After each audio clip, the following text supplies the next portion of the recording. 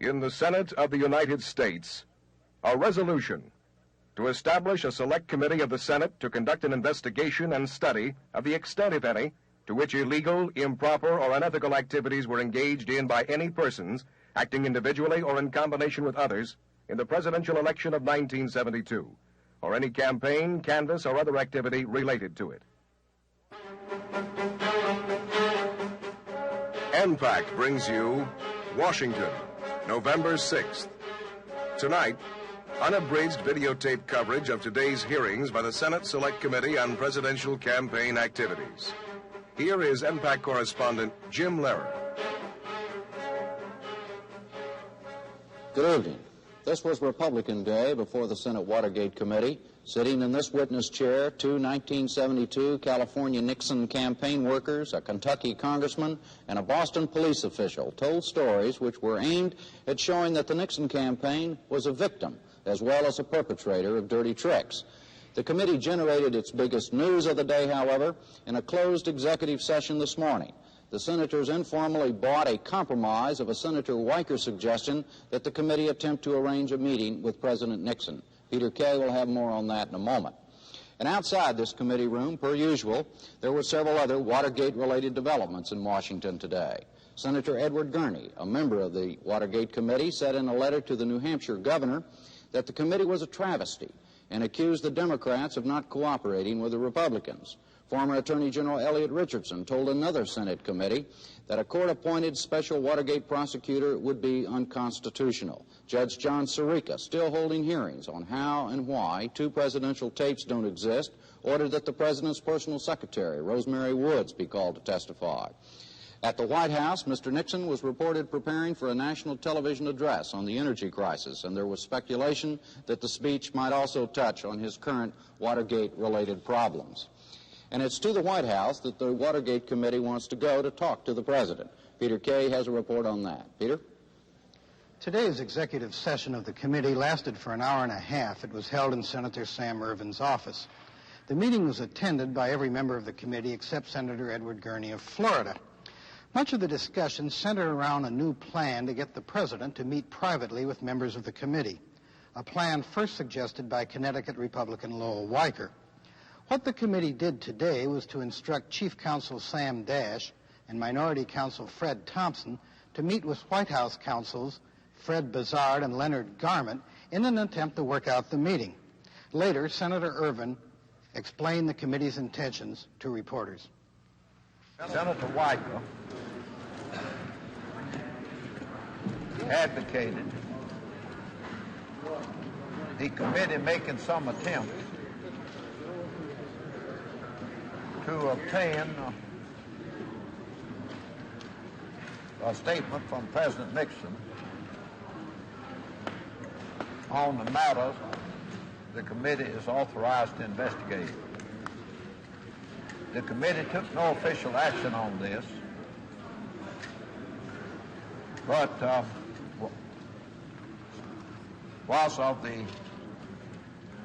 seemed to be of the consensus that Mr. Dash and Mr. Thompson, as counsel for the committee, should contact White House counsel and see if some arrangement could be made to obtain a statement from the president. Outside of much senatorial talk, that is some substance of what occurred on this point at the meeting. So you mean to get the president here before the committee, Senator? That was not the proposition, but I, as chairman of the committee, I have always made it plain that I would welcome the appearance of the president before the committee and give him an opportunity to testify before the committee. Would you accept a written statement then? No. You want him that was not Mr. Senator Weiker's proposition. When you say a statement from the president, you mean a meeting at which the members of the committee would have an opportunity? Would have an opportunity to have the president make any statement he desired to make, and have an opportunity to question the president in respect to his statement, and any other matter that the committee is authorized to investigate. And where did you suggest, or where would you suggest that? Anywhere, as far as I'm concerned. At the, The suggestion was made that it be at the White House. By Senator Weicker. Yes, that was his proposal. Senator Irvin, did you discuss Bebe Rebozo at all at the meeting? We did not. Did you In fact, this morning I forgot that he existed. Who did you vote immunity for this morning? Rebozo? No. Who did you vote immunity for this morning? I don't even remember. Nobody of great importance. Yes, all people of great importance. Which, did that have to do with the milk scandal? The immunity? Well, mine is the milk scandal. Do you have any idea where Senator Gurney is, sir? No, I do not. Do you know if the committee was investigating Senator Gurney as he is charged? No, the committee has never investigated Senator Gurney. The committee has no authority to investigate anything except matters related to the presidential campaigns of 1972. Peter will be back at the close of tonight's replay to discuss this and other things with Senator Howard Baker, the committee's vice chairman. Now let's go to our hour-by-hour guide of how the testimony itself unfolded today. In the first hour, California Republican leader Truman Campbell said an outdoor Nixon rally was disrupted in October 1972 by a violent crowd, many carrying pro-McGovern and Farm Workers Union banners. He said it was a frightening experience.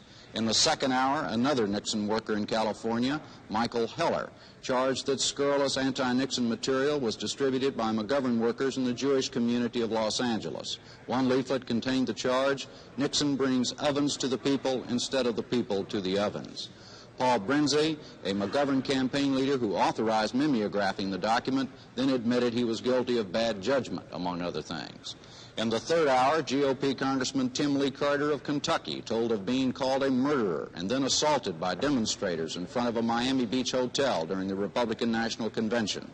A veteran of World War II, Carter said the enemy then was no more fanatical than those revolutionaries in Miami. Also in that hour, Boston Police Superintendent Jeremiah Sullivan told of an unruly mob which spit on guests, injured policemen, and generally attempted to disrupt a GOP fundraising dinner in Boston. In the fourth hour, Sullivan suggested that the federal government should pick up the tab for protecting presidents and providing security from demonstrators. The hour ended with Senator Baker summarizing the contents of 30 affidavits that were introduced into evidence. And now to the hearings and the call to order. The committee will come to order.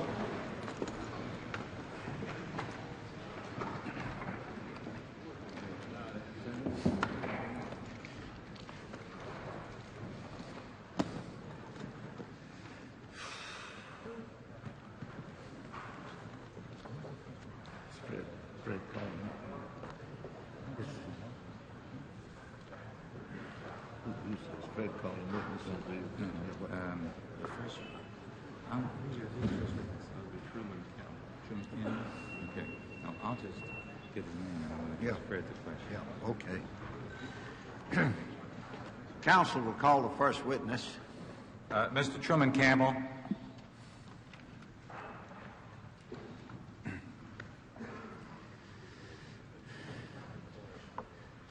Ms. Campbell, you hold up your right hand. Do you swear that the evidence that you shall give to the Senate Select Committee on Presidential Campaign Activities shall be the truth, the whole truth, and nothing but the truth, so help you God? I do. Will you take the chair on the right? Your right or Yeah, your left. Mr. Chairman, although I want to emphasize for the record that all witnesses called by this committee are committee witnesses, and there are no majority witnesses or minority witnesses.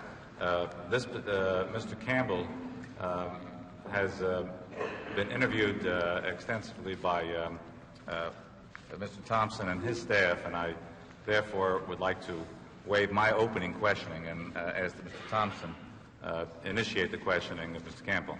Mr. Thompson. Thank you, Mr. Dash. Thank you, Mr. Chairman. Mr. Campbell, what's your place of residence? Fresno, California. And your profession? I'm an attorney at law. Are you a native of Fresno, California? I am. How long have you been practicing law? Since January of 1952. And your educational background? I I was educated in the public school system in Fresno, California, University of California at Berkeley, and the Hastings College of the Law, which is the law department of the University of California. And what is your political background and affiliation, Mr. Campbell? I'm a Republican. I have been a member of the Republican Central Committee of Fresno County for approximately 20 years and have served in almost every capacity, and currently am chairman of that committee. I serve on the State of California Republican Central Committee Executive Committee and in the Finance Committee for small donations statewide. You were county chairman of your particular county. How long have you been county chairman? I'm in my second term. All right. Were you county chairman last year during the presidential campaign? That is correct. Were you president of a rally for the committee to re-elect the president in Fresno, California on October 30, 1972? I was. What type of rally was this? Well, this was a rally that was staged by the Re-elect the President Committee within the state. It was sponsored by the ladies within the party and had a name, People to People Rally. It consisted of a bus which traveled the state starting in the north and from north to south. On the bus were many women of national prestige of the Republican Party. The object was to conduct and stage rallies in the cities and towns.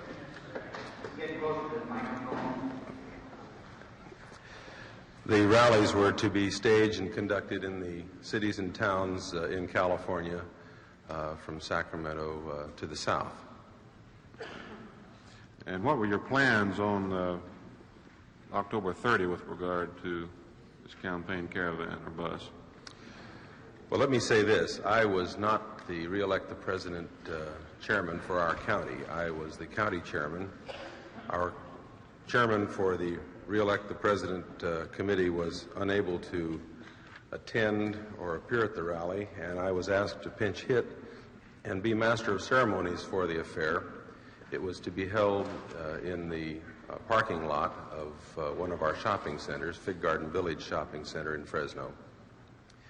And the format, as it was explained to me, was that the bus would arrive and that the ladies who were on the bus, I know of 3 who were supposed to be on the bus, including Mrs. Banuelos, the United States, Banuelos, the treasurer of the United States at the time.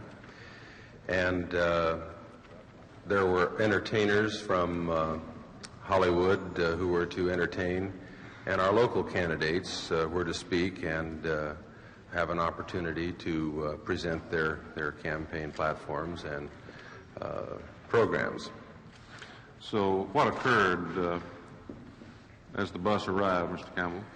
Well, before the bus arrived, people gathered. There were numerous signs and banners, particularly among the Spanish-American people, proclaiming their dislike for President Nixon, proclaiming their affinity for the candidate George McGovern, demonstrating their opposition to Proposition 22, which was a farm labor initiative on the California ballot last November, indicating that they did not like Mrs. Banuelos, and generally the crowd was milling around. When the bus arrived, in a very organized manner, these people proceeded to become unruly and loud to the point where we were prevented from conducting our rally. I might say that we had a microphone, we had speakers, we had a dais, and we were unable to be heard or even continue with the rally at all. and many of the people who were on the bus. Why were you unable to be heard? Because of the noise, the close proximity, the jostling, the pushing and the shoving. Many of our people who had come to hear the speakers left, both in fear of safety and because the rally was absolutely frustrated. Several of our ladies were in fact injured. You mentioned in your statement here various individuals, Mrs. Flora Wise, for example. Yes, Mrs. Wise at the present time happens to be president of one of the Women's Federation organizations in Fresno. And she was struck to the extent that she required medical attention. I think it was... You mentioned Ms. Eldora Cooney. Yes, she similarly was injured in the jostling that occurred. I might add that there were many others who received similar treatment. A lady that was standing immediately to my left as I was on the podium was jabbed with the handle of one of the placards or signs that was being carried. You mentioned Mrs. Betty Blackburn. Yes, I think that in my prior statement I indicated that she had her wig torn from her head and thrown under a car. You mentioned verbal and physical abuse. Could you be a little bit more specific? Were there epithets being shouted? There were epithets being shouted, slogans. The exact terminology escapes me at the present time. There were instances of provocation, and in my opinion, as distinguished from fact, it was apparent that a provocation for more violent activity was in progress. None of the taunts or jeers or physical abuse was returned in kind, and a confrontation was avoided. The people who were on the bus, as a matter of fact, very few of them even got off, and as I indicated in my statement, I don't believe that Mrs. Banuelos was even on the bus at that time for that reason. In any event, when it became apparent that the rally was frustrated and could not be conducted because of the noise, the intimidation that was being carried on, the people who were on the bus boarded the bus, and the bus left. You mentioned several names here. Was there any indication of reticence on anyone's part from giving you their name and describing what happened to them as individuals on that day? Yes, several. When I was contacted by your office with regard to this matter, I sought to refresh my memory as to those present and the events that occurred, and many who were similarly treated refused to give me their names or give me any details, and feared for retaliation, so that they did not want to be disclosed. Was there one predominant group as far as the demonstrators were concerned? Oh yes. Represented? The people that were there were the United Farm Worker people. They identify themselves with a red banner and a block logo, Thunderbird or an eagle or something of that kind. Were you able to identify any of the people you saw there that day as people that you had seen before? Identify, I will choose a better word, recognize. I think that I recognized some from prior demonstrations and prior rallies that I have attended, or I had attended at the time, in other areas of the state and in Fresno. Could you give us an example of a prior demonstration where you had seen certain of these individuals? We had our office, when I say we, the Republican Central Committee, in a 10-story office building in Fresno, the Helm Building. And this building is located on our mall, which is a 4 or 6 block central mall down the middle of Fresno. And on one prior occasion, the entrance to the whole building was blocked and a demonstration was held in front of the building, although we occupied only 2 small offices within a 10-story building. Were people prevented from coming in and going out? Yes. When I say prevented, no, people could get in or get out, but it was made difficult and unpleasant. There was a rally, actually it was a dinner affair in Visalia that I attended, and the same people were chanting and milling about the entrance at that occasion, and many people who would have attended turned away instead of seek admittance through the milling group that was chanting and taunting at the entry to that affair. Was this also a United Farm Workers demonstration? That is true. Have you come across any information which would indicate the candidate support of that particular organization during the campaign? After the Fig Garden Village Shopping Center rally that I described, whereat I was master of ceremonies, I received a communication from, I believe it was Jack Easton and Lynn Nofziger, who were heading the California campaign to re-elect the president.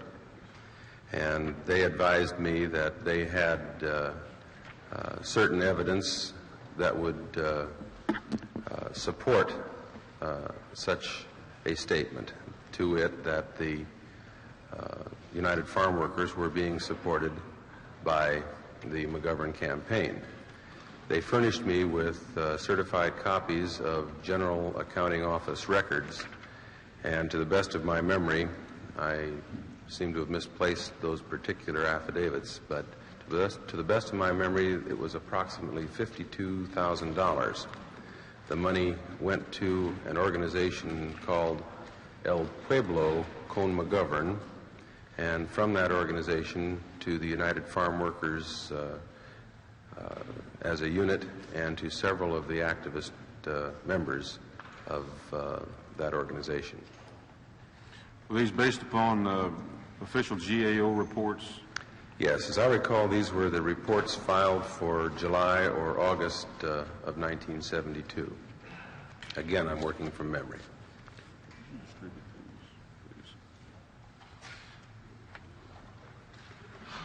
And through whom did the money flow, according to these reports, according to your information? Well, as I recall, the affidavits showed that the money was contributed or transferred to the organization called El Pueblo con McGovern, and from that organization to the United Farm Workers Union, and to named individuals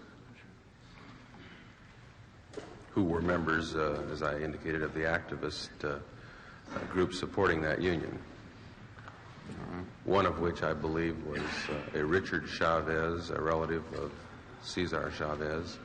Another one was Dolores Huerta, who has been active and identified as a United Farm Workers supporter.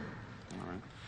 You say you don't have that. You saw the official GAO summaries or reports at that time, but you do not have them at the present time. Is that correct? That is correct. I think I distributed those at the time to those interested. You mentioned a Ms. Dolores Huerta. And after this was related to us last night, we on a staff level went over the Ms. Huerta interview. Has been interviewed by a member of the majority and minority staff. And I think copies are being disseminated of certain documents here which indicate that as to date, according to GAO filings, according to what Ms. Werda's statement is and information she's given us, that till that time $62,500 was received by El Pueblo called McGovern by the McGovern campaign of the National Democratic and $11,200 from the National Democratic Committee. Now, Mr. Campbell, you're not saying, as I take it, that this particular demonstration or any particular demonstration that you are aware of, as far as your own knowledge is concerned, was financed directly by the McGovern campaign or the Democrat National Committee? No. Is that correct? No way of saying that, and I don't contend that. Matter of fact, I don't contend anything. The affidavit that I saw simply showed that considerable financial support was given to the United Farm Workers by the McGovern campaign. Mr. Campbell, on another subject, you mentioned a minute ago, you seemed to point out the fact that you were not head of the committee to re-elect there locally. Was there a distinction? We've heard some testimony about a distinction between the committee to re-elect, for example, and the National Republican Committee on the national level. Was there a distinction there on the local level between the activities and the organization of the committee to re-elect the president on the one hand and the local Republican Party on the other hand? Oh, absolutely. The two organizations were separate. The leaders of the re-elect the president committee were outside of the party.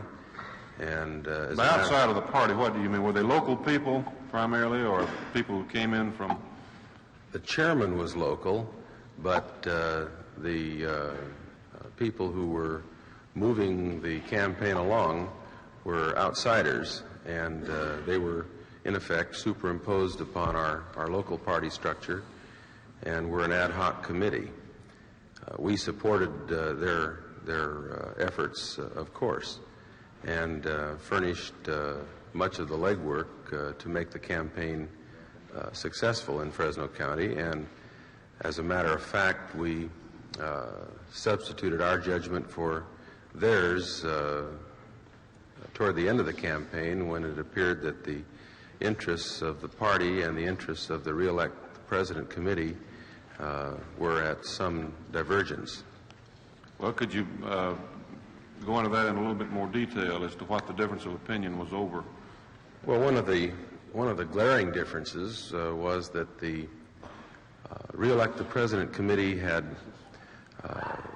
instructed that all persons who could be identified, Democrat or Republican, who would support the president should be turned out at the polls. In other words, we would identify a voter, regardless of party affiliation, who had indicated a preference for the president.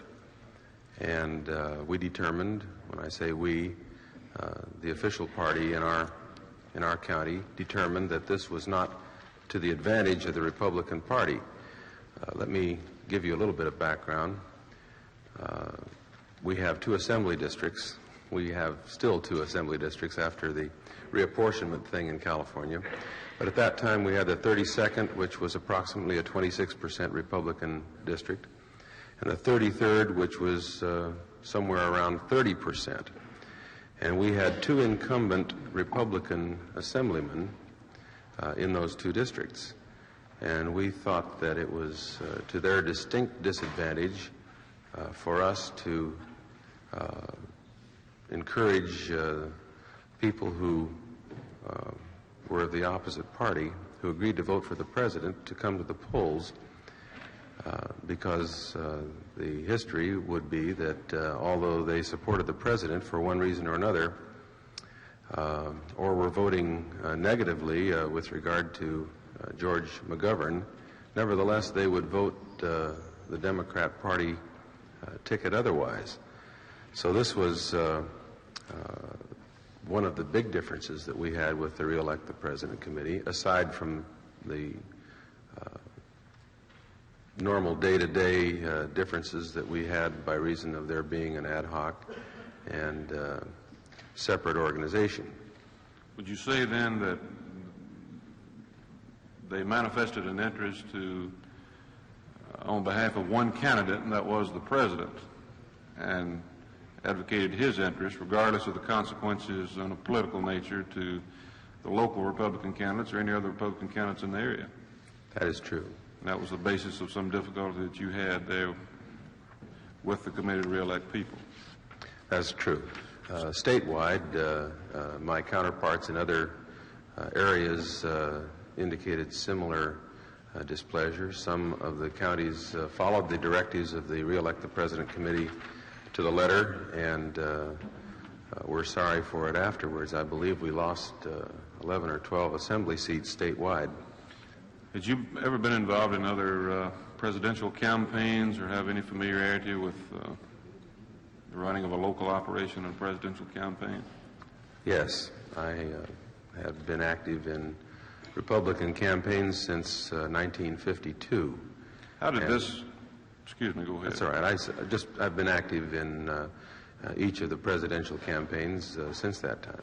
How did this particular campaign compare with other presidential campaigns with regard to the extent or nature of direction from on high, so to speak, either from the national campaign headquarters or from state headquarters? Well, we've always had the direction from either the state or the national committee, but it has always in the past been a party affair and not the affair of an ad hoc committee that was superimposed or even superior to the party. Thank you, Mr. Campbell. I have no further questions, Mr. Chairman. Mr. Campbell, was this incident involving the violence, the demonstration that disrupted the rally, was this reported to the police? Oh, yes. As a matter of fact, the police were present at the time, whether by advance notice of a problem or as a matter of routine. There were several representatives of the sheriff's office in attendance. Were any arrests made at the time? I don't believe that any arrests were made. The rally didn't ever materialize. It was something that was attempted and frustrated. Well, it's obviously from your testimony that there's some crimes were committed here. There were this was not a demonstration, as you have testified to, but various persons were assaulted. That's true, is it not? That is true, but the assaults were very sub rosa. It was a very close crowd, and the assaults were mainly of the type that would provoke retaliation so that perhaps something more serious could have developed. Well, in other words, you're saying sub rosa, in such a way as police or sheriff's personnel would not be able to see these assaults? That is right. A very tight crowd. The people that from the sheriff's office were on the perimeters, and these incidents occurred in very close proximity. Therefore, none of the persons who were participating in this demonstration were interrogated by any police officials or sheriff's personnel? Not that I know of. Did you... You say you recognize some of these people as having participated in other demonstrations, but what is the basis upon which you identified these demonstrators as being members of the United Farm Workers? Their banners, their slogans are their identification. You had no statement by any of them that they were members of the United Farm Workers, did you? Well, when you say statement, you mean affidavit or declaration? Do you know, as a matter of fact, did you recognize any one of the demonstrators as being a member of United Farm Workers? As a matter of fact, no. Now, this committee, Mr. Campbell, has received testimony from Mr. Haldeman, Mr. Segretti, and from other memoranda that it was a part of a strategy when various rallies involving the re-election of the president, involving President Nixon, were to be held. The demonstrators were to be brought to the scene, and they could masquerade as various parties. Now, is it possible, therefore, based on your testimony, that persons who were not members of United Farm Workers, wearing United Farm Worker armbands and carrying slogans and posters, could have done this and not be members of the United Farm Workers? Well, anything's possible, but this is quite an improbability. At times prior to the campaign for the re-election of the president, the same people and people that I recognize without identifying by name demonstrated, marched, and participated in United Farm Workers affairs without regard to any political campaign that was going on. The United Farm Worker thing has been going on in the valleys of California for 2 or 3 years. I know, but you say that, what were the other demonstrations? You say United Farm Worker affairs. What kind of affairs? Oh, marches in the street, rallies in our courthouse park, demonstrations in the fields, and other incidents of this kind. With regard to the campaign itself? No, unrelated to the campaign and prior to the campaign. Now, you also mentioned that there, and I think it was, you were shown an exhibit with regard to contributions made by the McGovern campaign to the United Farm Workers, and I think your testimony has been that it is not your testimony that you have any knowledge that any of this money that was contributed to United Farm Workers by the McGovern campaign was either given to them for this purpose, for disruptive demonstrations, or for anything like that. Is that true? I can't say that any particular dollar was earmarked to disrupt a rally or to participate in the presidential campagin. Do you know why the money was given to the United Farm Workers? I haven't the slightest idea. It was a general support thing. You understand that... after the fact, there was a statement made by the Democrat leadership in the Valley that the money was used for registration purposes. Voter registration purposes, right? Voter registration purposes. It's hard to identify dollar for dollar that was used in that way either. You have no basis to disprove that, do you? I have no more basis to disprove that than I have to disprove that dollar for dollar the money was used to disrupt Republican rallies. Well, you have no evidence to present to this committee that it was used to disrupt Republican rallies. Nor that it wasn't. I guess it's hard to prove a negative, isn't it? That is right. I have no further questions, Mr. Chairman. In the absence of the chairman, I'll proceed with the interrogation. He would. Yes, by all means. I was going to ask you, since we have been asking witnesses like yourself who witnessed this kind of activity, what kind of legislation would you recommend to the committee to prevent this kind of activity from taking place in a campaign? Well, it's difficult to legislate morality. I think we're not in an area where legislation would be particularly beneficial. We have many laws on the books presently which could solve the problem. I think I can think of no specific legislation that would be beneficial except closer supervision, which would involve enforcement of the legislation that we presently have. As a matter of fact, what happened here were, although you say sub rosa, were assaults, and there are laws on the books, I'm sure in California, that would take care of what happened here. Well, that's right, and you can't legislate against violations of present laws. You can't effectively legislate against dirty tricks in campaigns. We all abhor that kind of activity and would hope that the lessons that are being learned here in this committee and its activities will make an awareness that perhaps will solve the problem. No further questions, Mr. Chairman. Thank you, Mr. Dash. In the absence of the chairman, I'll continue in the sequence that would have been the case otherwise. Mr. Campbell, I would call your attention to the first paragraph of SRS 60, which reads as follows: to establish a select committee of the Senate to conduct an investigation and study of the extent, if any, to which illegal, improper, or unethical conduct, unethical activities were engaged in by any persons acting individually or in combination with others in the presidential election of 1972 or any campaign canvass or other activities related to it. I've listened to your testimony and I've carefully read the witness summary supplied by staff.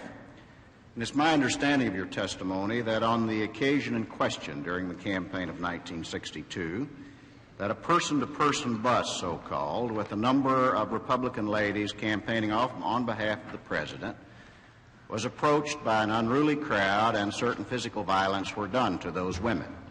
Could you estimate for me the number of people involved in that disruptive effort? In excess of 100.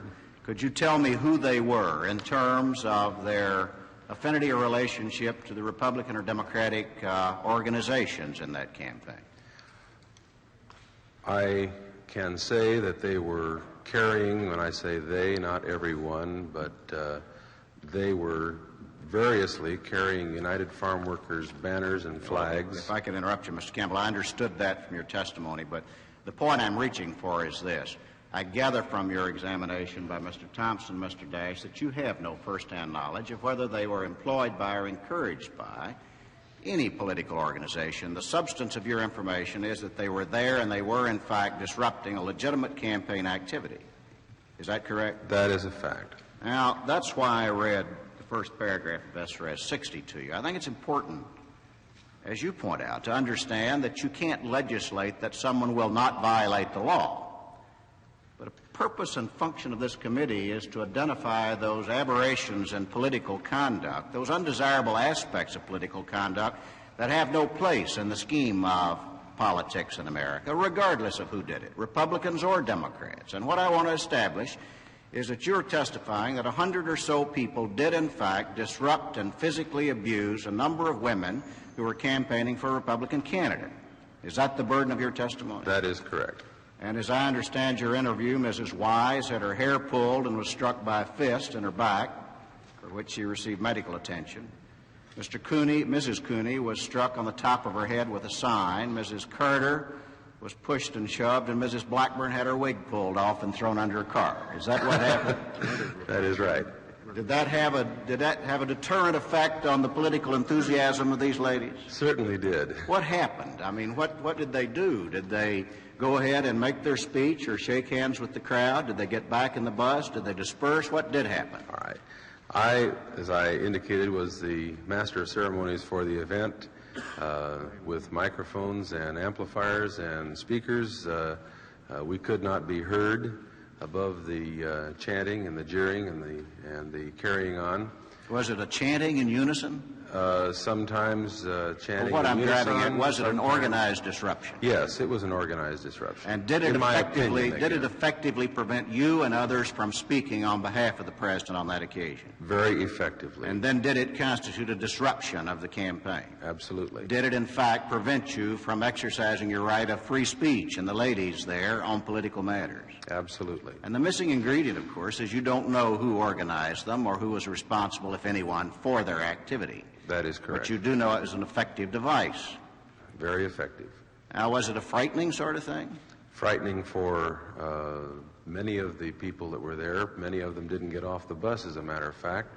And many of our people left to avoid what could have been a very bad problem. I'm not asking you to testify to matters that you don't have knowledge of, but I am asking you, as it bears on your state of mind, do you know of other situations in California or elsewhere where candidates or supporters have been shouted down or physically abused so that they had a disruptive effect on the campaign efforts of either Republicans or Democrats? As a matter of hearsay, yes. Is that part of the common knowledge in the political community in California that that sort of thing did occur in '72?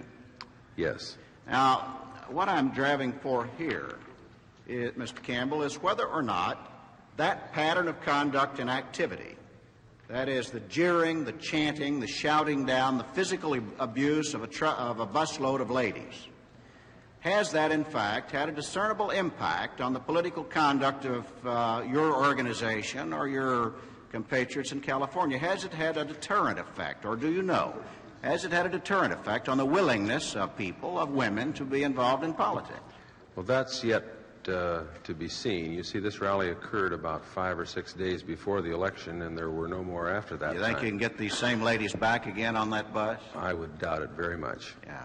Do you characterize that as an undesirable or unethical bit of campaigning in the United States? Of course. And regardless of who did it, Republicans, Democrats, or mugwumps, regardless of who did it, it still had a disruptive and unwholesome effect on the free selection process of elections in the United States. Is that correct? Is it your view and judgment as a politician that this sort of thing has been in the ascendancy and has been more frequent in recent elections and in previous elections?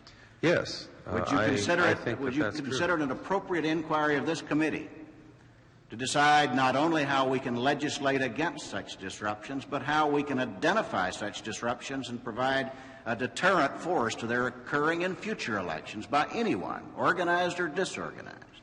I think that's a very legitimate subject of inquiry. And would you agree with me that one of the most fundamental transgressions against free speech is a crowd that jeers or chants or engages in physical violence to the extent that it prevents a candidate or his supporters from stating their point of view? Is that a basic abridgment of a constitutionally guaranteed right? Of course.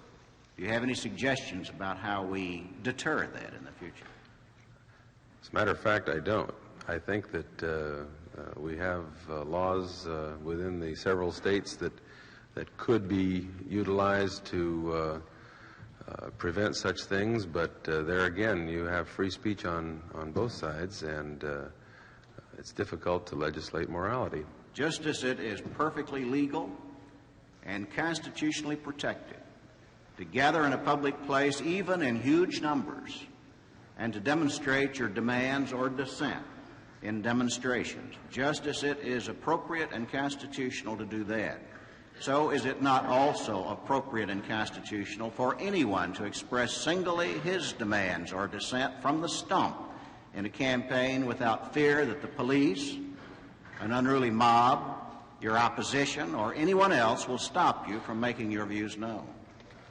Yes. Would you agree with me that politics will be the loser if we can't find a way to permit freedom of speech in that respect? Yes.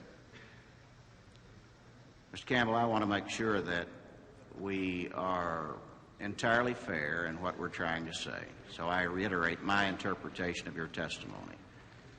You are aware of a serious disruption of a legitimate campaign effort in the presidential campaign of 1972 in California, in which there was shouting and jeering and physical abuse to ladies involved in the campaign.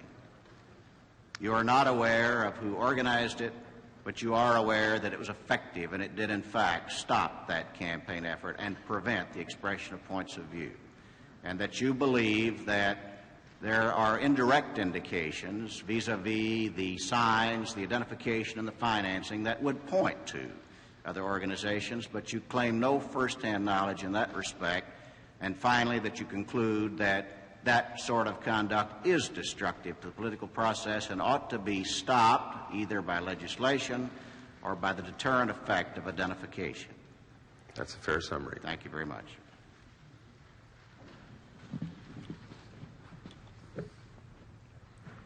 Senator Inouye. Thank you very much. Mr. Campbell, I have just one question, sir. As one who has been involved rather deeply in political campaigning, I'd like to get your opinion as to who benefited from the demonstration of October 30th. Do you believe that President Nixon benefited, or Senator McGovern benefited? Well, it's difficult to say.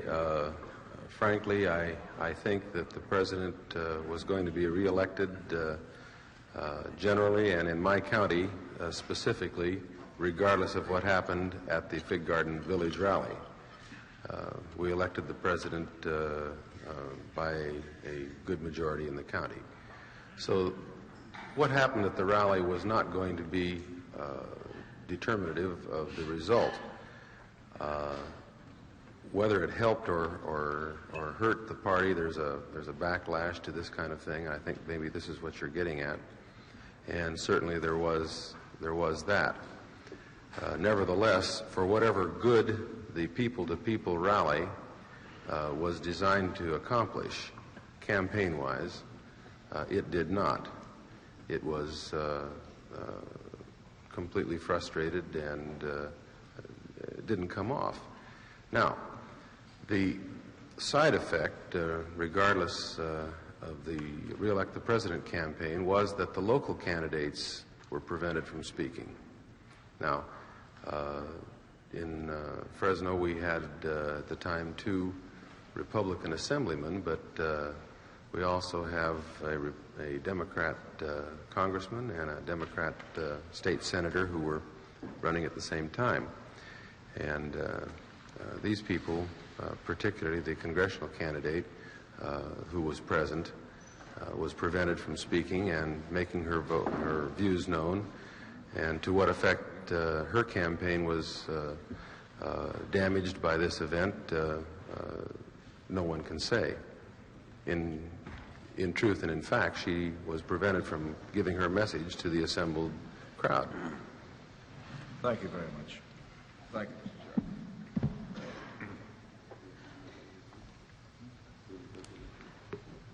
Senator Montoya. Thank you, Mr. Chairman. Mr. Campbell, about all you've testified to, as I see it, is that group of people, supposedly most of them farm workers, appeared at this rally, and that by inference the McGovern organization contributed to El Pueblo con McGovern, which was another organization, and that some women were hurt or attacked in some way. Now, I want to make this thing clear. You're not trying to say that the Mexican people there were being subsidized by any political organization to disrupt the Republican part of the campaign, are you? No, I think that what I'm saying is that, and you overlooked one link in the chain, money from the McGovern campaign nationally to El Pueblo con McGovern, and then to the United Farm Workers Union, and to named individuals within that union. I'm saying that there was support to the organization. I can't say that all of these people belong to the organization. I can't even say that they were farm workers, because many of the people who demonstrate and who have appeared in the demonstrations are not necessarily farm workers. They may be union organizers. You speak of violence, and is it not true that Cesar Chavez and his organization certainly have always advocated peaceful means to gain their goals or to reach their goals? Isn't that his philosophy? I think that everybody advocates that, and he's probably Well, I'm asking you about Cesar Chavez, isn't it? I don't know specifically what he advocates. Well, you live in that particular area. Don't you know what he advocates? Yes, I think I know a lot of the things that he advocates. Well, the whole country knows that. I don't think I've ever seen him specifically advocate what you've mentioned.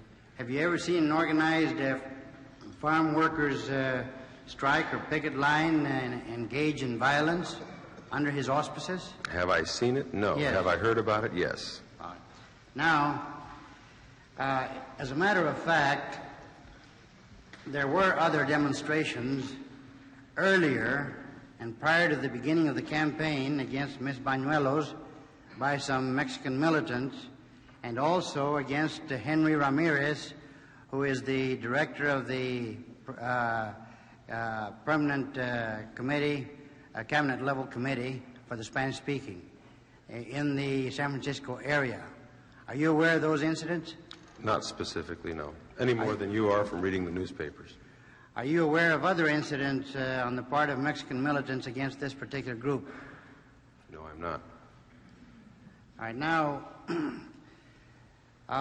Proposition 22 was a very important issue in that particular campaign, was it not? It was. And it was designed to curb the powers of the farm workers in the farm areas of California, was it not? I didn't view it that way. Well, how did you view it? I viewed it as striking some balance in the farm labor movement and according farm laborers the same rights as other workers have in other industries. And could this demonstration have been sponsored by the farm owners to try to create sympathy for Proposition 22? It could have been sponsored by even this committee, but I have no idea any more than you do. It could have had the sponsorship of a different political structure in that campaign other than the McGovern Committee or even the Nixon Committee or even CREP. Couldn't it have? Certainly it could have. All right. Now, so I take it that you draw no inferences that the McGovern Committee or the Democratic National Committee or the local Democratic Committee had anything to do with this particular thing, merely from the fact that $52,000 were contributed to the El Pueblo con McGovern committee there, or from the fact that these farm workers with bands around their arms identifying themselves as such had participated in the demonstration. Well, when you say I draw no inferences, I don't think that's exactly correct. I think that I draw the inference that circumstantial evidence would establish. But I can't say that any particular dollar was used for any particular purpose, only that there was general support. All right, how many people had identification linking them to the United Farm Organization of Cesar Chavez? At that particular demonstration? Yes. I would say over half of those that were there were either carrying the red banner or had the armband. Mm-hmm. Now, you mentioned a few minutes ago that you had heard of violent demonstrations by Chavez. Can you name the instances? Well, these are subsequent to the campaign, but we had several confrontations in the fields this past harvest season. Were they violent? There were reports of violence, yes.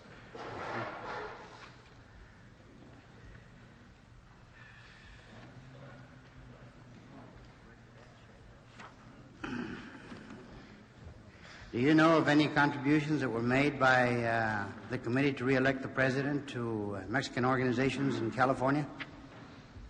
No, I do not. Have you heard of them? No, I have not. Do you know we made none in Fresno County, so that's the only area that I have direct knowledge about. Do you know of any contributions made by the Republican National Committee to any Mexican organizations in the state of California? No, I don't. To any Mexican political organization? No, I don't. Did you, through your Republican committee, make any contributions to Mexican organizations?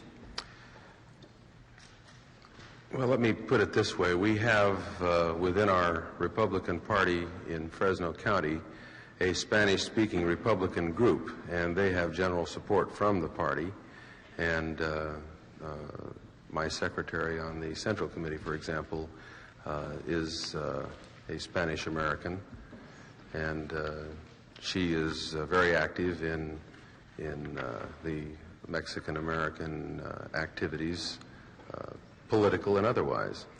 Well, did you make any contributions to any Mexican organizations to your committee? I can't say that any direct contributions were made, but it's possible that we did support financially these Republican subdivisions of the party that would be identified with the Mexican American community. And you don't know whether any recipients of these contributions took part in this particular demonstration about which you speak? Well, let me say this about that. To the extent that we have Mexican Americans on our Central Committee and as members of our ladies' organizations and other organizations, they were present and assisted and participated in not only this Republican rally and affair, but Republican politics generally. But there has been no contribution of dollars other than as you would attend an affair that was sponsored by any of these organizations. My time is up. Thank you, Mr. Chairman.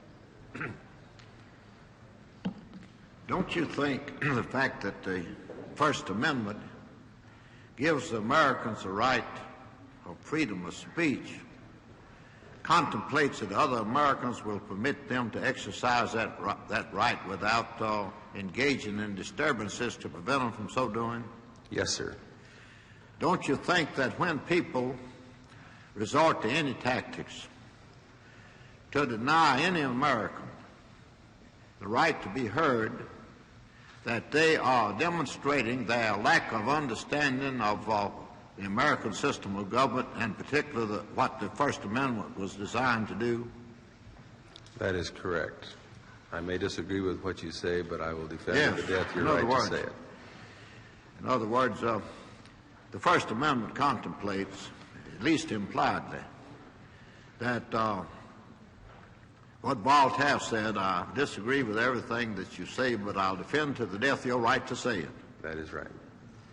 And people are engaged in a practice which is totally incompatible with the American system of government when they resort to any kind of conduct which prevents another American from saying his piece, whatever that piece may be, as long as he is not inciting people to riot. That is right. Thank you very much. I'm not sure that I got one point explicitly, Mr. Campbell. You mentioned the event there at Fresno where people who appeared to be United Farm Workers engaged in this demonstration, and you mentioned another instance at your Fresno headquarters, I believe, where United Farm Workers were picketing the committee to re-elect or Republican headquarters. Were there any other instances of that where it was a demonstration or picket directly against the committee to re-elect the president headquarters or the Republican headquarters? Not in Fresno County. I did mention one event that I attended in Visalia, which is south of Fresno, and in Tulare County, where the same type of activity was carried on, only not to the same extent and not to the same effect. That particular event, however, was held within a building, and although the shouting was being carried on outside of the building, nevertheless the speakers could be heard and the event was not frustrated and terminated. Were signs or armbands displayed on that occasion? That is true. What kind of signs? The red armbands with the logo of the eagle or thunderbird and the placards of the same variety. Any political candidate signs on that occasion? Yes, the same type that I mentioned at the beginning that were present at the Fig Garden Village rally. Senator McGovern signs? Pro-McGovern, anti-Nixon, anti-Proposition 22. At that time, I don't recall any Banuelos materials at all. All right. Thank you, Mr. Campbell. I have nothing further. Mr. Campbell, did you or any of the sponsors of this rally? Well, I was not a sponsor. I was a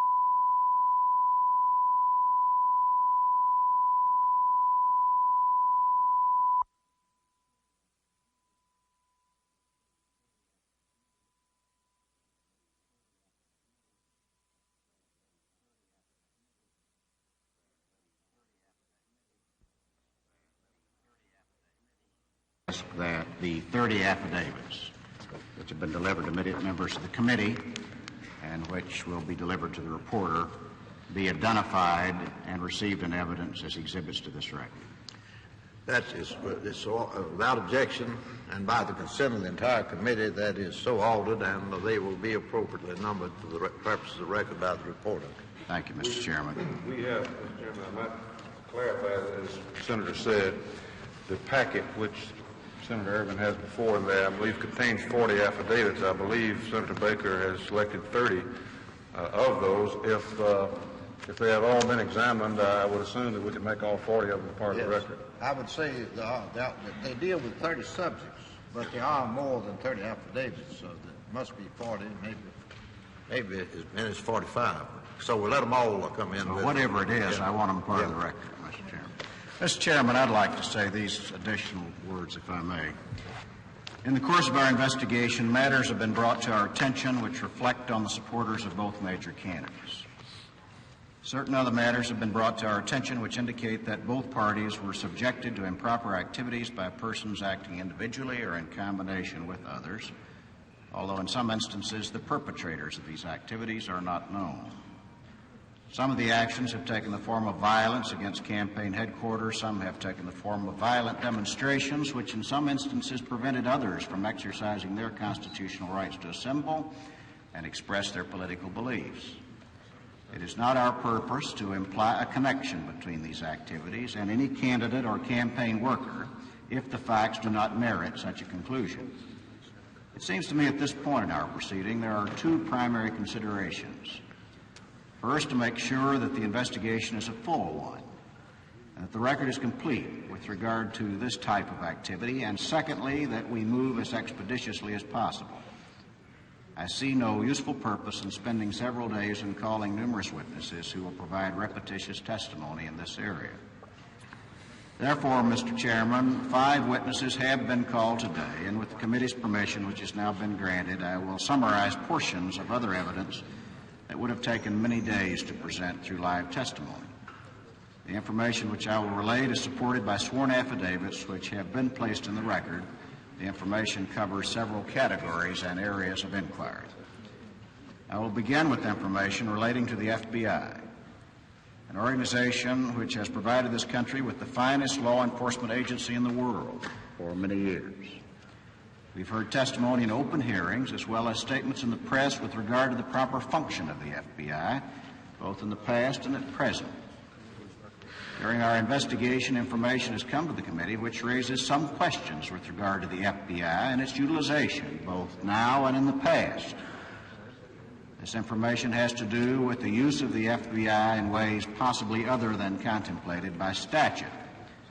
But, Mr. Chairman, there are obvious jurisdictional problems we would have in pursuing these matters, and possibly claims of national security, to say nothing of the impact that it might have on that fine law enforcement agency which is the FBI, just as it has been and still, I trust, is of a high level of esprit de corps. Therefore, I suggest, Mr. Chairman, that matters in that category, instead of being made part of this record, be referred to the appropriate jurisdictional committee of the Senate for their determination according to their jurisdiction, according to the standing rules of the Senate. Mr. Chairman, we've heard testimony concerning the use of spies or operatives who placed in the opposing party's camp during the 1970 campaign. Of concern to this committee is not only the nature of this activity, but the extent of it, including the extent to which is acceptable in a political campaign. It seems that had it not been for last-minute veto by Senator George McGovern, the Democratic nominee for the presidency, such an operative might have been placed aboard Vice President Agnew's campaign plane by McGovern campaign officials. But Senator McGovern, to his credit, did veto that, and it did not occur as far as we know. It was suggested in the affidavit of Mr. Richard Cohen that a Mr. Van Dyke suggested the project, and that a salary was established, and that Mr. Stuart Mott was approached and agreed to finance the endeavor. But I reiterate, Senator McGovern vetoed the plan and it was not carried into effect. The very fact that it became part of political consideration in a presidential campaign bears on two important issues. One, the question of how often this occurs and to what extent, and two, how things of this sort may occur without reaching the attention of the candidate or the principal managers of the campaign. In this case, it did. In other cases, I suspect it may not. In Oklahoma, we received the affidavit of Jim Rodriguez relating the events concerning a November 3rd demonstration in Tulsa, during which the president was shouted down so that he was unable to continue his speech.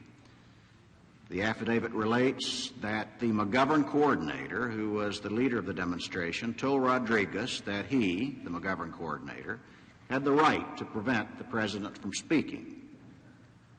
Two additional affidavits relate the events surrounding the November 3rd demonstration and describe the McGovern supporters' activities in ripping down signs and causing various disruptions. They also relate that this demonstration was highly organized and planned well in advance, with the demonstrators supplied with professionally made signs. From Maine, the affidavit of Alexander C. Ray describes the April 28, 1972 demonstration at the Vice President's appearance in Augusta, Maine.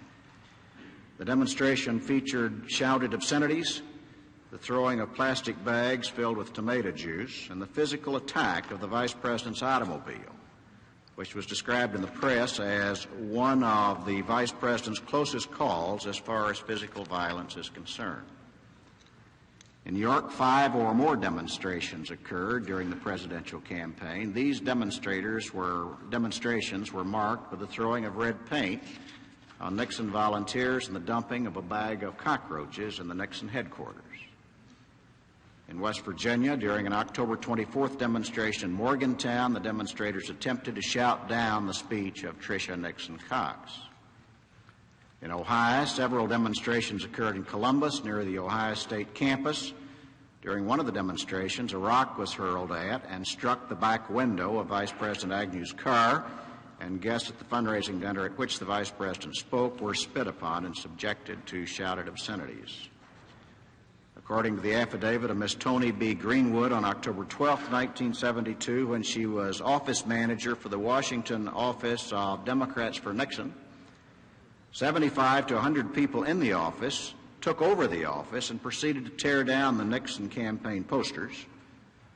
Nixon campaign material was destroyed, typewriters and other office equipment were damaged, and office supplies were taken.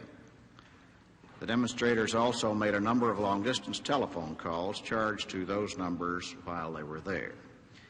She states that she found travel vouchers which indicated that buses or reimbursement for gasoline had been provided to transport some of the demonstrators from as far away as Philadelphia and Baltimore.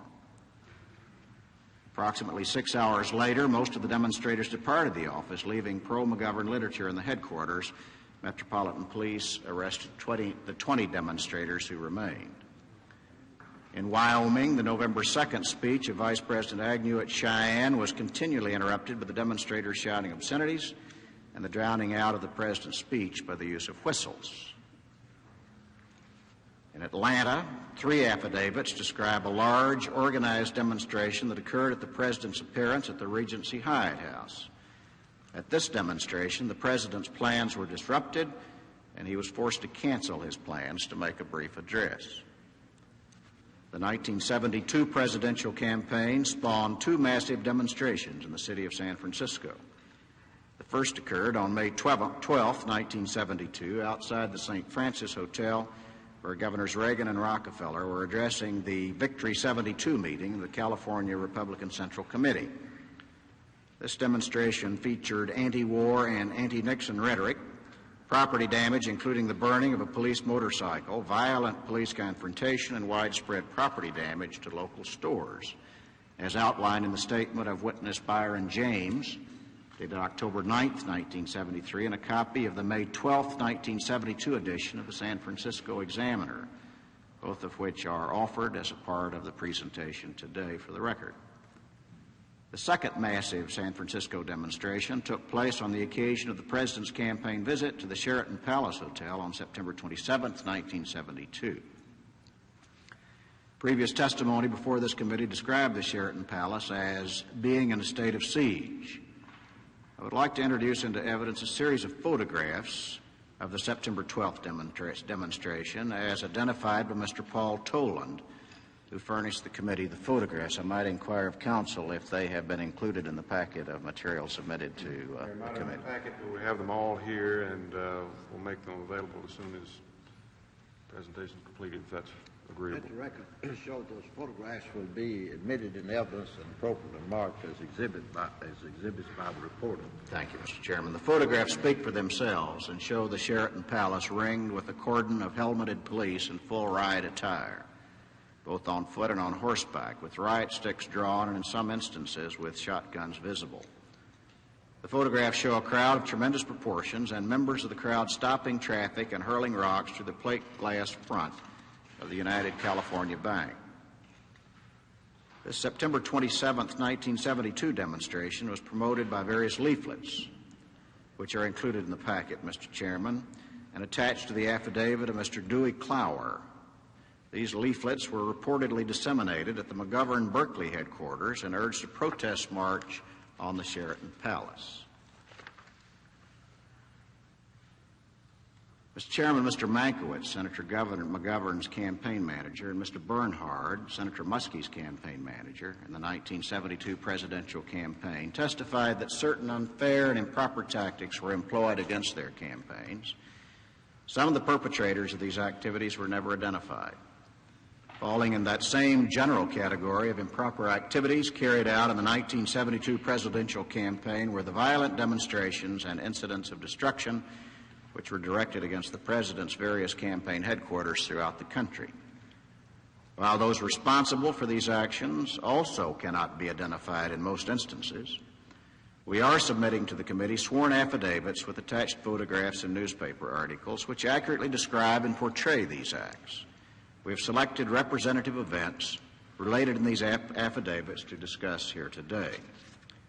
2 CRP headquarters in Phoenix, Arizona, and Austin, Texas, were completely destroyed by arsonists. In addition, there was an attempted arson perpetrated against the CRP in Albuquerque, New Mexico.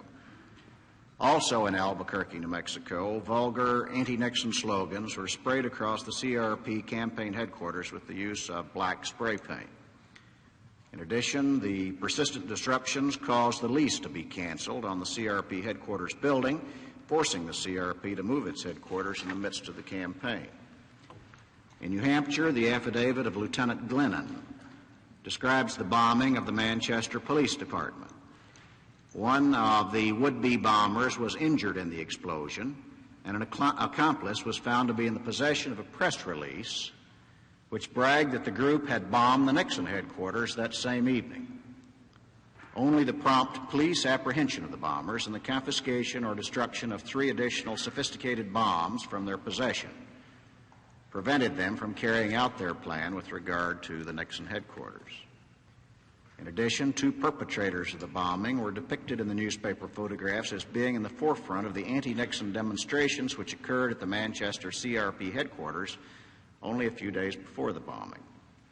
I have introduced photographs and news stories which depict the bombs used and damage done to the Manchester Police Department as exhibits to that affidavit.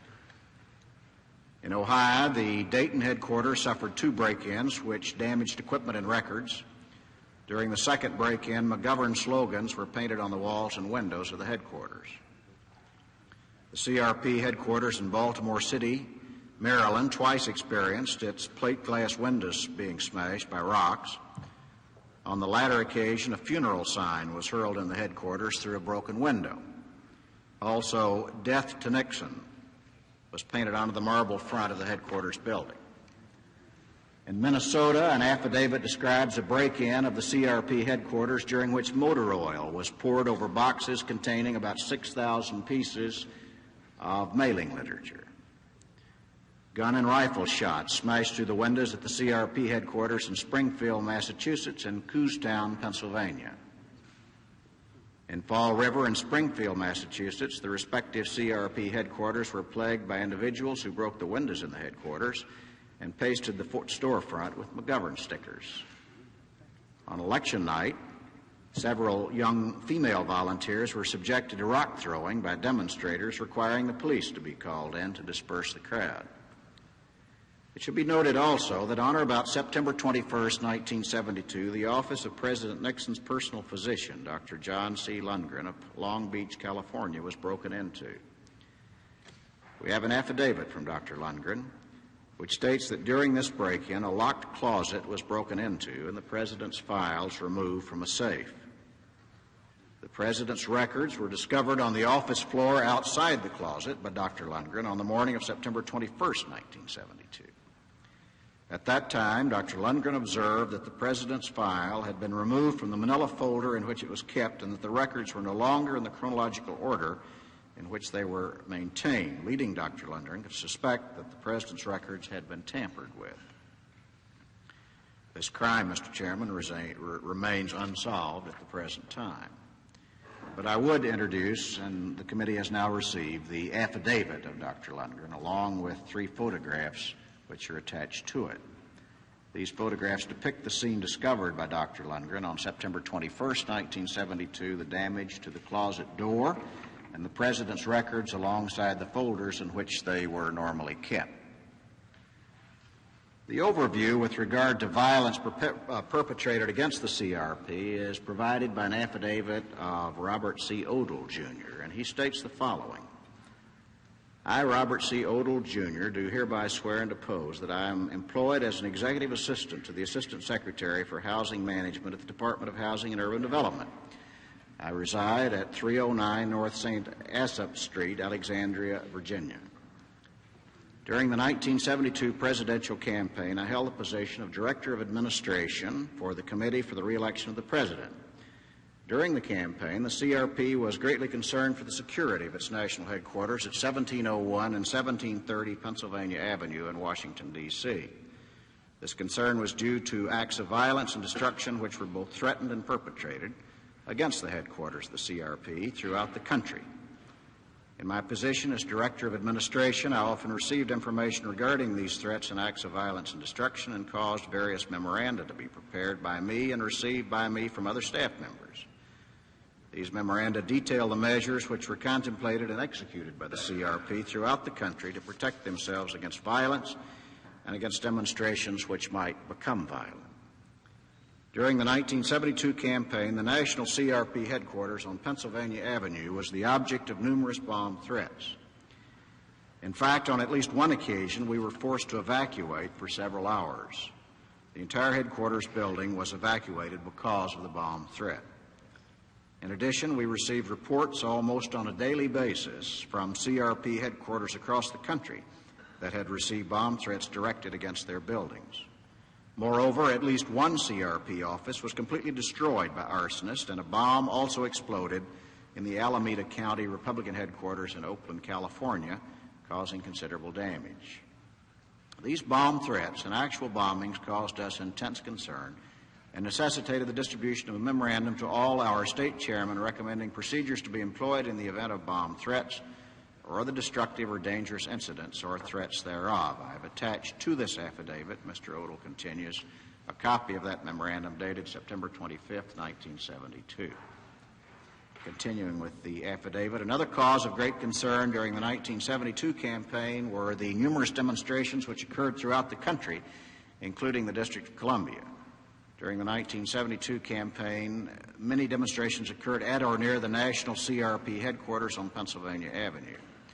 On one occasion, for example, a group of demonstrators chained themselves to the door of the building at 1730 Pennsylvania Avenue for approximately 24 hours. During this demonstration, blood was thrown by the demonstrators, both on the buildings and on Nixon campaign workers. The headquarters was forcibly shut down for an entire day. Finally, the CRP headquarters received many threats against the life of the President and the Vice President, the campaign director, and the wife of the campaign director. Thus, the extreme concern which the CRP had for the security of its staff and national headquarters was caused by a series of death threats, bomb threats, threats of demonstrations, demonstrations, threats of violence, and actual violence, both in Washington and at CRP offices across the nation. A kind of political harassment which I believe is unparalleled in American political history. Ending the affidavit.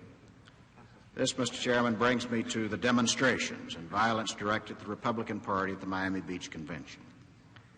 We have secured from the Florida Department of Military Affairs a copy of their after-action report on the Republican National Convention. I would at this time introduce into the record a cover letter from the Florida Department of Military Affairs and Part G of the after-action report, which, as the committee will note, contains extracts from a revised manual for the Republican National Convention. While the source of this manual is not identified, suffice it to say that it is a non-delegate publication, which I will show in a moment was distributed among dissident elements at their Flamingo Park staging area. While this is not an affidavit, Mr. Chairman, it is a submission from the Miami Beach Police Department, and I would ask unanimous consent that it might be received and made part of the record. Without objection, so ordered. This manual with cover displaying the president in cartoon with fangs amounts to a handbook for civil disobedience. The handbook states at page G133 that, quote, Flamingo Park should be a living, breathing community of revolutionary people, dedicated to confront the real enemy, Richard Nixon, close quote. Page G145 refers to the trial of Richard Nixon on the streets of Miami Beach by the people. In general, I believe the radical tone of the publication speaks for itself. I would like now to call the committee's attention to a letter dated October 24th, 1973, from Rocky Pomerantz, Chief of Police of Miami Beach, Florida. This letter certifies that an attached chronological log of events was compiled from official Miami Beach Police Department records and an accurate reflection of events described. I would, Mr. Chairman, offer that letter and that log of chronological events as supplied by the Miami Beach Police Department as an exhibit to the record. It will be received in evidence as an exhibit and appropriately numbered as such. Thank you, sir. I would draw the committee's attention to the destructive scope of vandalism, delegate harassment, and violent disruption perpetrated between August 20th and 23rd, 1972, in and around the Republican Convention Hall in Miami Beach. For example, this report details the pelting of delegates with eggs and rocks, stopping traffic, slashing tires, attempts to set buses on fire, stuffing potatoes in exhaust pipes, smashing vehicles, trashing streets, breaking office windows, throwing ignited papier-mâché bombs into the convention compound, vomiting on vehicle hoods, nudity, and chants of "kill the pigs." The report recites incidents where policemen were stoned trying to rescue panicky delegates, tear gas grenades were thrown by demonstrators, shots were fired at police officers who were trying to maintain order. Demonstrators marched on Convention Hall attired with helmets, gas masks, and nightsticks. The heretofore referenced revised manual was distributed in Flamingo Park. The report indicates the arrest of over 1,200 demonstrators on August 22nd and 23rd alone. Mr. Chairman, I might supplement Congressman Tim Lee Carter's testimony by introducing into the record the sworn statement of Lyle Grasser, detailing extreme violence directed toward the Republican National Committee press vehicle he was riding in. I would also like to read a portion of a letter from the South Carolina delegate, Neil D. Thigpen, concerning the difficulties that he and his wife had in the convention hall. But rather than read it, Mr. Chairman, I would point out, and I'm at the end of my presentation, that there was not time to receive a signed affidavit from Mr. Grasser. He gave this statement to Mr. Howard Liebengood, Assistant Minority Counsel, who talked to him on yesterday by telephone. Mr. Liebengood has offered his affidavit to the effect that Mr. Grasser would so testify. Rather than offer that as an affidavit at this point, I'd ask permission that the statement might be included in the record and we can supply a sworn version of it as an after-filed exhibit if necessary. That would be entirely satisfactory. Mr. Chairman, that completes my sketchy delineation of the matters set forth in the collection of affidavits. I think these are important and significant in terms of an evaluation of the estate in which politics is held by at least some elements in our society. I think it's important to the background consideration of the committee. I reiterate the caveat I stated initially. I am not, by implication or otherwise, trying to attribute this conduct to anyone unless the affidavit so states. I am not, by implication or otherwise, trying to involve or implicate a candidate or a party. I am simply offering these as a part of the record to establish the political climate which I think must be changed if this country is going to survive. Mr. Chairman, I have something to introduce into the record at this point. I offer it for introduction to the record. It's an in-house memorandum from E.D. Failor, F-A-I-L-O-R, to Jeb S. Magruder. It's confidential, eyes only, under the letterhead of the Committee for the Re-election of the President, dated September 23, 1972. And I'd like to read it because it's not very long. Read it. Well, before you do, I would like to make some observations. I want to state that I think that the introduction of these affidavits and the analysis made by Senator Baker constitute a real service to the committee because it enables us to include in the record in a relatively short period of time matters which are germane to our investigation, and it enables us to save days of work which would be required if we had subpoenaed these witnesses to come before the committee and testify in person. Thank you. This is along the same lines, Mr. Chairman, and I will start reading from the memorandum. On Friday, September 15, 1972, you assigned me responsibility for the above project. The subject is McGovern-Shriver confrontations. Attached is Ken Ritz's report re the above subject matter for the past week. In addition to the items in the attached, I have personally endeavored to create an encounter between Shriver and a busing opponent on the busing issue for today in Las Vegas.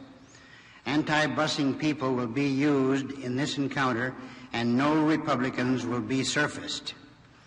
Excellent television, radio, and print coverage of some of these events has resulted during the past week. Definite pluses for our campaign have resulted from the media coverage. It should be pointed out that other Republican types, undoubtedly, will be copying this week's activities on their own in their localities. We have no control over the activities we do not program. We have learned the McGovern organization and or the Secret Service has reacted to our activities. The San Janeiro Festival in Greenwich Village in New York Saturday night was originally planned as a walking tour of a few blocks by McGovern. However, as a result of the events in Flushing, New York on Thursday, September 21st, the street walk was canceled and McGovern spoke in an area that was barricaded off. I have and will maintain continuing supervision over this project. Ken Smith is the key guy from YVP, and I will contact other resources. If you have any questions or suggestions on the above project, please advise. From September 15th to the 22nd, preparation for our activities in providing sign carriers and leafletiers was made in Milwaukee, Chicago, Bergen County, New Jersey, Columbus, Ohio, Detroit, Lansing, and Flushing, New York. Chicago and Lansing were dropped because of the closed nature of the candidate's schedule. Busing quotes were distributed in Detroit outside a closed labor meeting. That was the only activity there due to the lack of public appearances. We began work on literature hand-lettered on Wednesday after conferring with Ken Kashigan. The following is a city-by-city report. September 19th, Milwaukee. A dozen young people carrying signs questioning the candidate's stands and criticizing his remarks about young people, which end is up in parentheses, were at the noon downtown rally. While no press coverage was generated, we do know we upset the candidate. With cameras zooming in, he asked one of our girls wearing a YVBP button, "You don't really support Nixon, do you?" Her reply was classic. Yes, sir. I've had my head examined, and I'm for Nixon now more than ever. Photos of the event are attached. September 20th at Columbus. The reception for the candidate at the factory, Nixon buttons, hats, and the debaters came about much the same way as in Bergen County. For example, our people were alerted to check into the schedule, and they assisted the senior committee distributing the Nixon material. However, as we know from the evening news and morning page 1 newspaper coverage, it did the job. September 20th to 21st in Detroit. As noted previously, mimeographed handouts attacking the candidate's busing stand were distributed to labor members entering closed meetings. September 21st, New York, Flushing subway situation. Again, we had to scramble for time, but 20 young people turned out with Nixon signs and buttons, some with Nixon in Hebrew. The film coverage of this was excellent on the CBS Morning News. No matter where the camera turned, the signs were there along with audible chants of Nixon now and 4 more years throughout the report. Reporter Bruce Morton concluded that it was not a very good stop. We are told an AP wire story reported the presence of young Nixon supporters. We have activities planned in Seattle on Monday, Los Angeles on Tuesday, San Diego on Wednesday, and Toledo on Friday of next week. Specific events will, of course, depend on the candidate's schedule. That's the end of the memorandum, Mr. Chairman, and I submit it for entry into the record.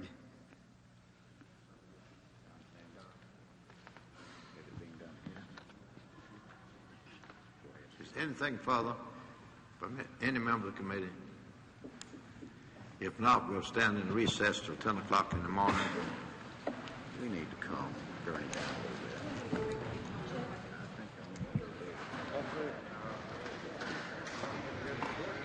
And that's how it went today. 5 witnesses in 4 hours. Details of violent anti-Nixon demonstrations in California, Miami Beach, and Boston making up the thrust of the session. As you saw, the testimony day climaxed with a discussion of the dilemma, mass demonstrations and security calls for the police, as well as for the varying tenets of a democracy. Senator Howard Baker, the committee's vice chairman, who closed the day with a summary of some other evidence, is sitting up at the senator's table now with Peter Kay to talk about all this and other things. Peter? Senator, I got the feeling during today's testimony that it started out as a frankly partisan show to prove that Democrats, too, do dirty tricks, but it ended up on a broader level, one that Jim just mentioned, that the idea of suppressing demonstrations or protest in a democracy is a very difficult one. Do I read this right? Well, you read part of it right, Peter. I think that I think pretty clearly the committee has to go into not only those things that it can attribute to particular people who plan certain disruptions or certain conduct against someone else, but you've also got to go into the business of disruptions that we can't identify a cause for, because they are, in fact, a significant part of the difficulties that both parties had with campaigning the presidential election of 1972. On the first part of your remark, that it started out sort of partisan, I really don't think that. I think that the more remarkable thing is that the committee hearings haven't been more partisan than they have. I thought that, I suppose I'm not being critical when I say that maybe our Democratic colleagues on the committee have to learn the trait that we Republican colleagues that did, and that is to maybe sit and grit your teeth a little when something comes out that you don't especially care for, and it may be laid at your doorstep. But I think as the morning wore on, we resorted to what has become the norm in the committee, and that's a pretty high level of bipartisan cooperation. Before you went into session today, the committee did meet for a long time in executive session and dealt again with the problem of how to hear directly from the president, perhaps to give him yet another opportunity to make his views known publicly to the committee. Now, I know you've been looking for sort of a way out, for a way to reconcile these different viewpoints. Do you think there's still time, or have we gone beyond that now? No, there's time. I'm not sure there's a way, but there's still time. Why isn't there a way? Well, I don't know. We haven't so far, and I mentioned it, I guess, first back in May or June, that maybe there ought to be some informal conversation between the president and the committee with the court reporter present, to be made part of the public record, not under oath, and cited the precedent that President Woodrow Wilson established when the Treaty of Versailles was up for consideration and ratification. The Foreign Relations Committee of the Senate then went down to the White House at Wilson's invitation, and they took a court reporter with them. They discussed the matter fully and thoroughly and made it part of the Foreign Relations Committee report. As I say, I suggested that back in May or June, and I finally decided it wasn't getting anywhere, so I dropped it.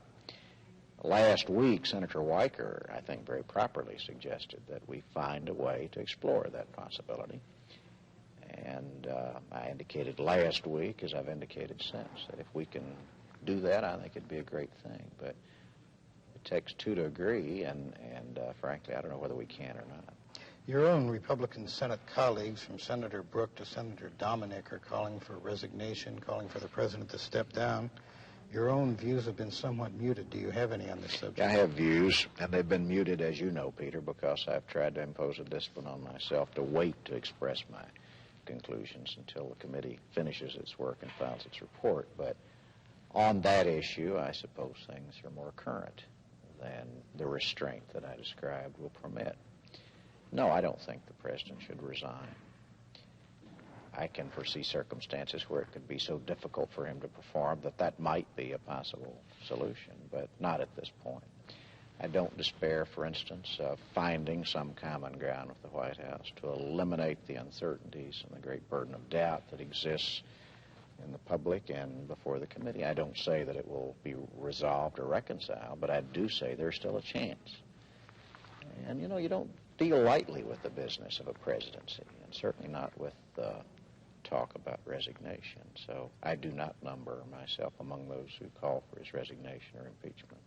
Finally, your colleague on the committee, Senator Gurney, has characterized the workings of the committee as a travesty, has said that Republican members have not been kept informed by the Democratic staff, all this in a letter to the governor of New Hampshire. Do you share these views? I have a high regard for Senator Gurney, and he's my friend, but no, honestly, I don't share those views. I think that with a few exceptions, there's been remarkably good staff work between the majority and minority staff. I think with a few exceptions that we have had a high level of cooperation. I think that it's been an extraordinarily unpleasant thing for many of us, and I'm sure for Senator Gurney and for me and Senator Weicker, we're all Republicans, and it's not a pleasant chore to sit here and hear this sort of thing, but it would be far more unpleasant not to do it. That is, to decline to face up to it. No, I think that when it's over, it's going to be sort of like a bad operation. I think that we're going to have dreaded it, suffered some pain and discomfort from it, but hopefully we'll be healthier when it's over. Fine. Senator, thank you very much. Jim? All right, Senator Baker and the committee will begin its major look at campaign financing tomorrow, and we'll be back tomorrow night with complete coverage. For our guest, Senator Baker, for Impact and Peter Kay, I'm Jim Lara. Thank you and good night.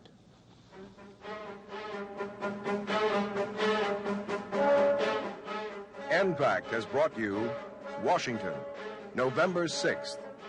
Tonight, videotape coverage of today's hearings by the Senate Select Committee on Presidential Campaign Activities. This program was made possible by a grant from the Ford Foundation. Washington, November 6th has been a production of NPACT, a division of the Greater Washington Educational Telecommunications Association.